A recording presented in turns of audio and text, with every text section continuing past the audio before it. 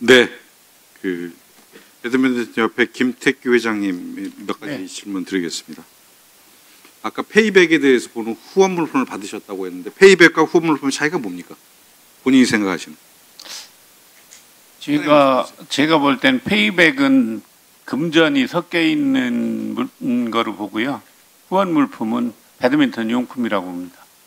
배드민턴 용품 그리고 후원 물품을 받으셨으면 이게 23년도에 1억 5천, 24년도에 1억 4천만 원 상당인데 협회에 등재하셨습니까? 장부에? 후원 물품을 등재한 적은 한 번도 없습니다. 이거 횡령 아닙니까? 그래서 이 물품 회장님께서 임의로 쓰셨잖아요. 그런 게 아니고요. 후원 물품을 등재한 적이 없다는 것은 협회에서 후원 물품에 대한 등재를 한 적이 한 번도 없다는 말씀입니다. 자, 회장님, 1억 5천을 받아서 쓰셨는데 아까 기여도 내지는 이런 것을 기준으로 내려주셨다고 했는데 예. 문체부에서 감사했던 중간 감사 결과를 보면 1억 5천 중에 약 3분의 1인 5,300만 원이 회장님께서 서산 배드민턴 협회장 출신이시죠? 네. 충남 협회장을 하셨고요. 네. 중앙회장 하셨는데 충남의 3분의 1인 5,300만 원이 집중되어 있습니다. 맞죠? 네. 그리고 서산과 태안이 한 동네입니다. 국회의원 선거구도 하나죠.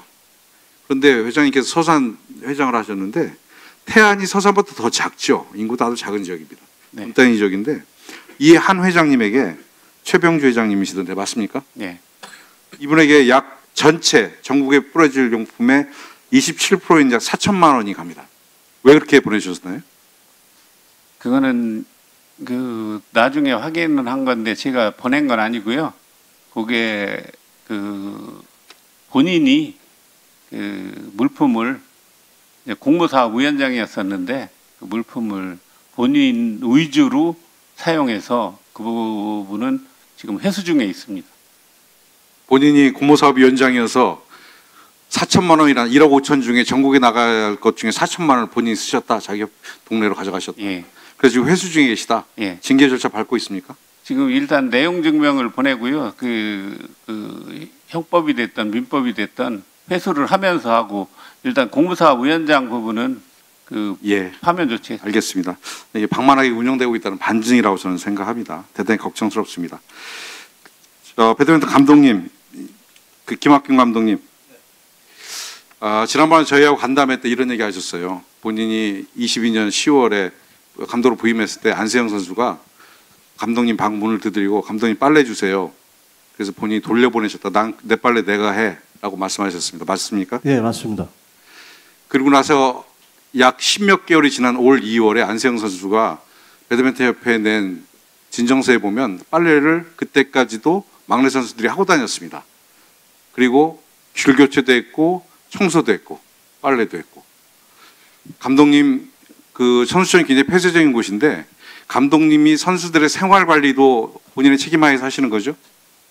일부분은 저희 지도자들이 관리를 하고 있습니다.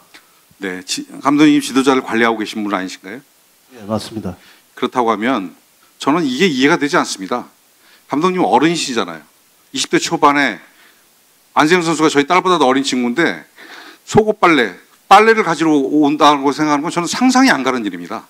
그런 일을 보셨으면 나만 안 하는 게 아니라 전체 선수들이 이런 일이 있어서는 안 되는 곳이기 때문에 막으셨어야죠. 관리하셨어야죠. 그런데 그것이 올해 2월까지도 진행이 됐다는 얘기입니다. 감독님, 이것에 대해서 지도자들 책임이 없다고 할 수 있습니까? 저도 처음에 부임하자마자 그런 조치를 모르는 게 아니었고요. 그리고 저도 저 나름대로 지도자들에게 하여금 선수들에게 그렇게 그렇게 지시할 수 있도록 저기를 했습니다. 유도를 했고요. 근데 단지 저희가 이제 많은 시합들 가고 중간에 이제 선수촌에서 훈련도 하는 과정도 있고 하지만은 그 부분이 조금 더 많이 챙겼어야 되는 부분이 좀 미흡하지 않았나는 거는 생각합니다. 예, 저 정말 안세영 선수 부모님 입장에서 이런 얘기를 들으면 얼마나 한심하고 그리고 얼마나 분통이 터지겠습니까? 지금 선수촌에 있는 많은 선수들이 이러한 조건 하에서 지금 대한민국 국가대표로 살아가고 있는 겁니다. 저는 이 문제에 대해서 선수촌장님 그리고 체육부 장관님, 차관님 다 책임 있다고 생각합니다. 관리 책임이 단지 감독 한 명에게 있습니까? 대한민국 체육계의 최고 어르신들이고 행정을 책임지시는 분들이 수십 년간 진행된 관행이 여러 선수들에 의해서 지적됐는데 지금까지 뭐하고 계셨던 겁니까? 저는 국민 한 사람으로서 도저히 용납할 수가 없습니다. 장관님께 몇 가지 더 묻겠습니다.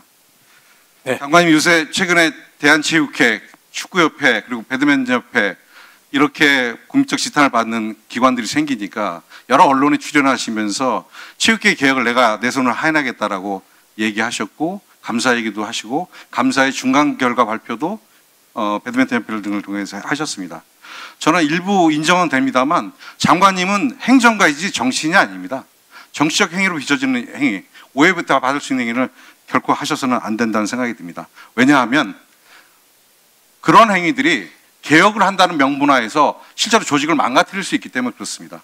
아까 사과하셨던 체육회가 정치화됐고 괴물이 됐다라고 얘기하시는 발언도 대단히 신중하셨어야 되는데 그렇지 못했다는 게 대단히 안타깝습니다. 체육계의 비리는 단순히 이권에 대한 비리뿐만 아니라 인권에 대한 문제들이 굉장히 많이 발생하고 있습니다. 인권 문제는 잘못 건드리면 2차 가해로 이어질 수 있습니다. 대한체육회는 명심하시고 2차 가해가 발생할 수 있는 일체의 중간계 조사 발표는 신중하게 진행해 주셔야 된다. 저는 이렇게 생각합니다. 알겠습니다. 네. 마지막으로 축구협회 말씀드립니다. 정혜성 위원장님 어려운 발걸음 해주셨는데 저는 아무리 봐도 정혜성 위원장님이 10차까지 정강일 회의를 했던 모든 기록들을 보면 정혜성 위원장님께서 굉장히 현명한 판단을 해주셨다고 생각합니다.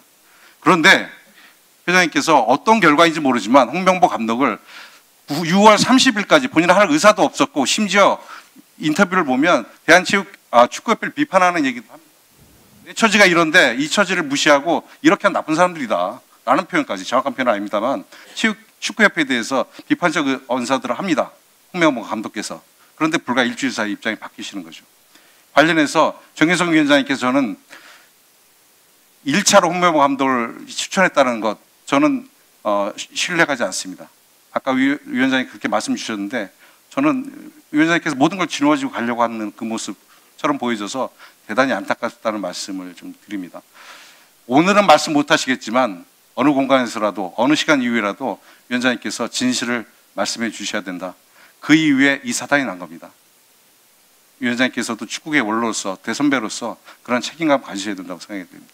뒤에 계신 박문성 의원께 마지막 질문 드리겠습니다. 대단히 안타깝습니다. 축구협회 지도부 회장님 그리고 홍명 감독님, 이임생 기술이사님 전혀 본인들의 잘못이 없다. 절차적으로 완벽했다라고 얘기하시는데 저는 죄송합니다. 1분만 마지막 쓰겠습니다. 축구협회에서 행정을 관리하고 있는 축구협회가 이런 태도를 보이고 있다고 하면 그 반대의 목소리가 분명히 존재한다고 생각합니다. 대한민국 축구를 사랑하는 많은 선수들, 국민들, 팬 이런 분들이 대한민국 축구를 지탱하고 있는 큰 힘인데 그런 분들의 입장에서 이번 축구협회의 불공정한 감독 선임 문제에 대해서 어떠한 의견들이 있는지 그리고 어떠한 개선책이 필요하다고 생각하시는지 의견을 마지막으로 주십시오.